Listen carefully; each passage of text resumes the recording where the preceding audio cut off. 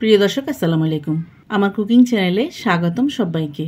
তো ভিউয়ার্স, আজ আমি আপনাদের সাথে শেয়ার করব হচ্ছে Eid special chicken dum biryani recipe. আজকে আমি একদম সহজ পদ্ধতিতে চিকেন দম বিরিয়ানিটা তৈরি করব। কিভাবে আমি খুব সহজে চিকেন দম বিরিয়ানিটা তৈরি করব জানতে হলে শুরু থেকে শেষ পর্যন্ত আমার রেসিপির সাথে থাকার অনুরোধ রইল। খুব দ্রুত কিভাবে দম বিরিয়ানি তৈরি করবেন আমার এই রেসিপিটি ফলো করলে ঈদে বা কোনো অনুষ্ঠানে খুব সহজে চিকেন দম বিরিয়ানি তৈরি করে নিতে পারবেন। চিকেন দম বিরিয়ানি তৈরি করার জন্য আমি প্রথমে নিয়ে নিয়েছি 1.5 কেজি পরিমাণ মুরগির মাংস। এরপর আমি এই মাংসটাকে ম্যারিনেশন করে নেব।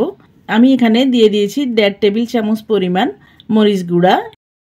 এরপর দিয়ে দিয়েছি 2 টেবিল চামচ পরিমাণ ধনিয়া গুঁড়া। দিয়ে দিয়েছি 1 টেবিল চামচ পরিমাণ জিরার গুঁড়া। এরপর দিয়ে দিয়েছি হাফ টেবিল চামচ পরিমাণ ভাজা গরম মশলা গুঁড়া। এরপর দিয়ে দিচ্ছি স্বাদ মতো লবণ। দিয়ে দিচ্ছি 1.5 কাপ পরিমাণ টক দই।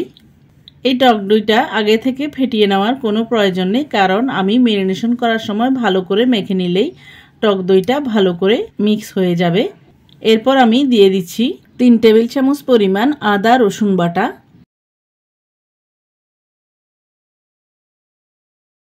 এরপর দিয়ে দিচ্ছি 2 থেকে 3 টেবিল চামচ পরিমাণ সরিষার তেল। এরপর আমি সবগুলা মশলা চিকেনের সাথে ভালো করে মেখে নেব।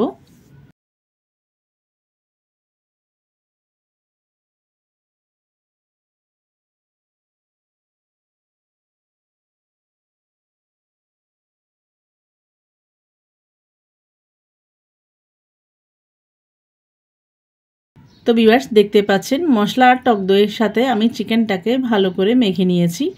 এরপর আমি এই চিকেনটাকে 30 মিনিট পর্যন্ত রেস্টে রেখে দেব।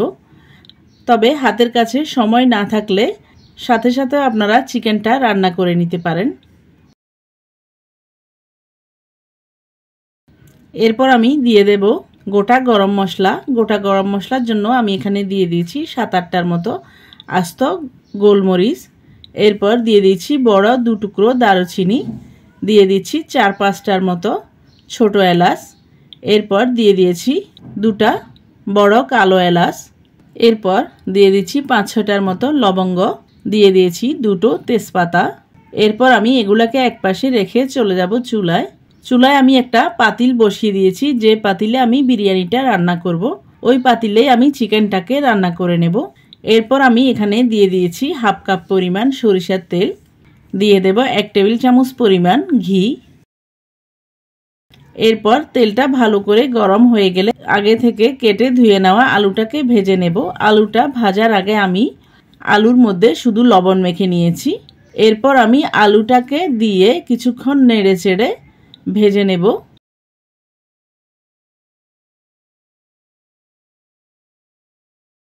আলুর যখন এরকম একটা হলদেটে কালার চলে আসবে তখনই আমি আলুটাকে একটা স্ট্রেনারের সাহায্যে উঠিয়ে নেব।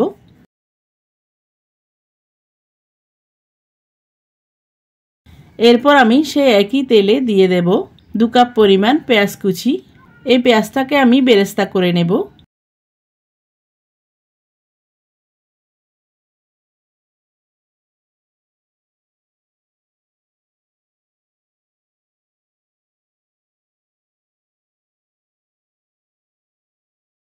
তো ভিউয়ার্স, দেখতে পাচ্ছেন পেঁয়াজটাকে আমি দিয়ে নেড়ে ছেড়ে বেশ কিছুক্ষণ ভেজে নিয়ে একদম পেঁয়াজ বেরেস্তা তৈরি করে নিয়েছি।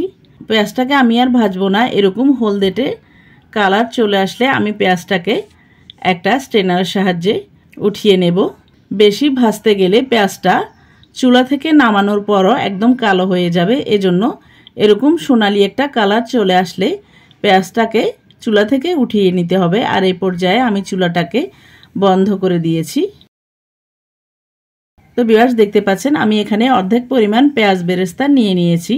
আর বাকি অর্ধেক পরিমাণ পেঁয়াজ বেরেস্তার মধ্যে আমি দিয়ে দেব আগে থেকে ম্যারিনেশন করা চিকেনটা দিয়ে আমি ভালো করে নেড়ে চেড়ে চিকেনটাকে 2 থেকে 3 মিনিট পর্যন্ত কষিয়ে নেব পেঁয়াজ বেরেস্তার সাথে।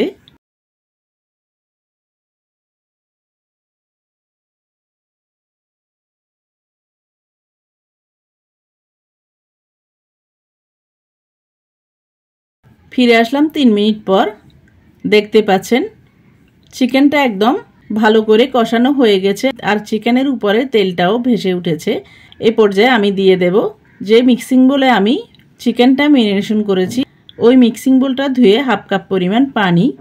এরপর পানিটা দিয়ে আমি বেশ কিছুক্ষণ নেড়েচেড়ে চিকেনটাকে আরও 2 থেকে 3 মিনিট পর্যন্ত কষিয়ে নিয়েছি। চিকেনটা যখন ভালো করে কষানো হয়ে গেছে, তেলটা উপরে উঠে এসেছে, ওই পর্যায়ে আমি দিয়ে দেব 4 টেবিল স্পুন পরিমাণ গুঁড়ো দুধ। এভাবে গুঁড়ো দুধ দিয়ে চিকেনটা কষিয়ে নিলে চিকেনের মধ্যে খুবই সুন্দর একটা স্বাদ পাওয়া যায়।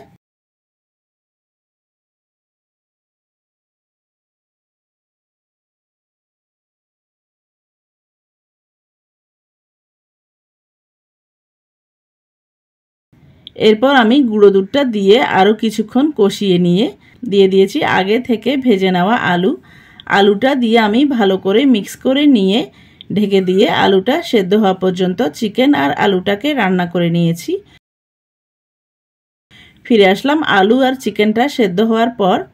এই পর্যায়ে আমি দিয়ে দেব 1 টেবিল চামচ পরিমাণ বিরিয়ানি মশলা। এই বিরিয়ানি মশলাটা আমি ঘরে নিজের হাতে তৈরি করেছি। বিরিয়ানি মশলা কিভাবে তৈরি করতে হবে ডেসক্রিপশনে লিঙ্কটা দিয়ে দেব, চাইলে দেখে নিতে পারেন। আমি এই পর্যায়ে বিরিয়ানি মশলাটা দিয়েছি কারণ বিরিয়ানি মশলার স্বাদটা যেন একদম ঝাঁঝালো থাকে, এজন্য আমি একদম লাস্ট পর্যায়ে বিরিয়ানি মশলাটা দিয়েছি।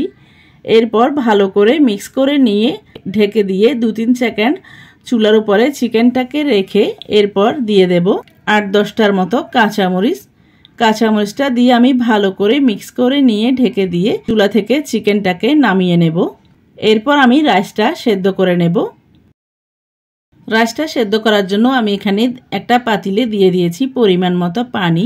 এরপর আমি এখানে দিয়ে দেব 2 টুকরো দারুচিনি, দিয়ে দেব 2টো তেজপাতা, এরপর দিয়ে দেব 2টা ছোট এলাচ, দিয়ে দেব 1 টিস্পুন পরিমাণ লেবুর রস। তো ভিউয়ার্স আমি এখানে 1.5 কেজি মাংসের জন্য 1.5 কেজি পরিমাণ চাউল রান্না করব। এরপর আমি লেবুর খোসাগুলোকেও দিয়ে দেব। এরপর দিয়ে দেব অল্প একটু তেল, দিয়ে দেব স্বাদ মতো লবণ। তো ভিউয়ার্স এখানে আমি লেবুর রস আর লেবুর খোসাটা দিয়েছি রাইসটা একটু ঝরঝরে হওয়ার জন্য। এখানে আপনারা চাইলে লেবুর রসটা না দিয়ে হোয়াইট ভিনেগারও দিতে পারেন। এরপর আমি ঢেকে দিয়ে পানিটা ফুটে ওঠার জন্য অপেক্ষা করব।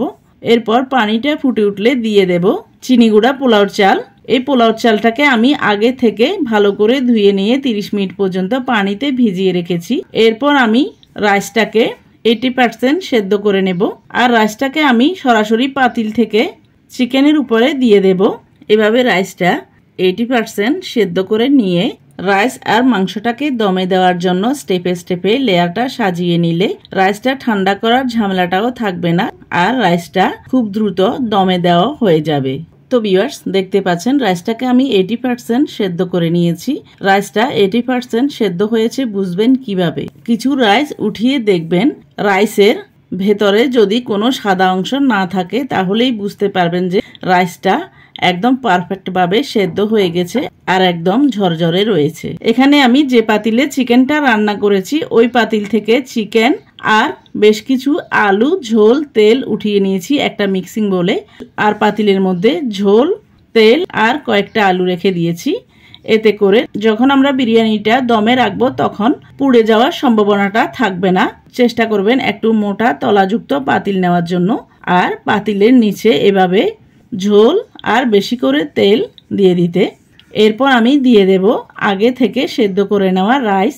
এখানে আমি সরাসরি একটা স্ট্রেনারের সাহায্যে পানিগুলোকে ঝরিয়ে নিয়ে রাইসগুলোকে দিয়ে দিচ্ছি, দেখতেই পাচ্ছেন।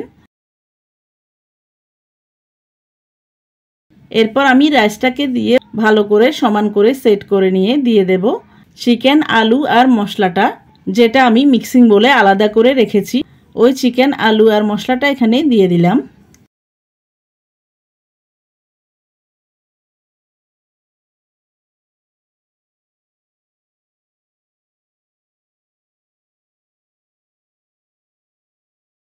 এরপর আমি বাকি তেল মশলাগুলোকেও দিয়ে দেব। এরপর দিয়ে দেব আগে থেকে ভেজে নেওয়া পেঁয়াজ বেরেস্তা। এখানে আমি অর্ধেক পরিমাণ পেঁয়াজ বেরেস্তা দিয়ে দিচ্ছি। এরপর পেঁয়াজ বেরেস্তাটা দেয়া হয়ে গেলে দিয়ে দেব আর অর্ধেক পরিমাণ রাইস। আগে আমি অর্ধেক পরিমাণ রাইস দিয়ে দিয়েছি, এরপর অর্ধেক পরিমাণ রাইস এখন দিচ্ছি। রাইসটা দেওয়ার সময় লেবুর খোসাগুলোকে আমি উঠিয়ে ফেলে দেব।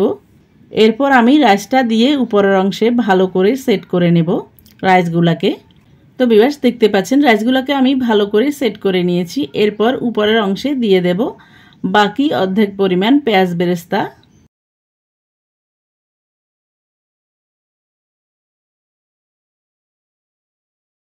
এরপর দিয়ে দেব 8-10টার মতো কাঁচামরিচ। কাঁচামরিচটাকে আমি মাথা দিয়ে অল্প একটু ফালি করে দিয়েছি, যাতে কাঁচামরিচের খুবই সুন্দর একটা ফ্লেভার বেরিয়ে আসে। এরপর দিয়ে দেব ঘি। একদম পাতিলের চারিপাশে আমি অল্প অল্প করে ঘি দিয়ে দিচ্ছি, এতে করে দম বিরিয়ানিটা খাওয়ার সময় ঘিয়ের সুন্দর একটা ফ্লেভার পাওয়া যায়।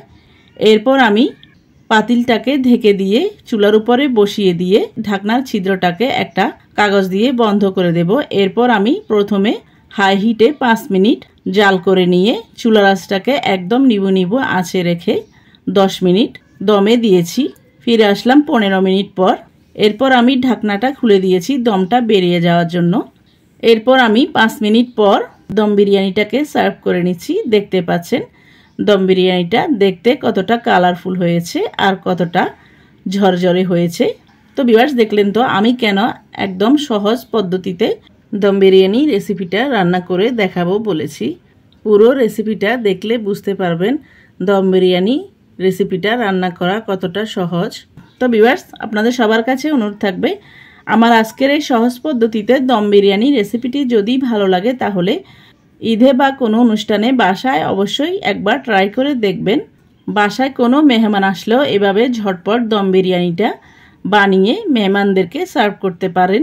এই বিরিয়ানিটা খুব সহজে দ্রুত রান্নাও হয়ে যাবে, আর মেহমানদেরকে দিলে মেহমানরা কিন্তু খুবই খুশি হবে আর খুবই তৃপ্তি করে খাবে।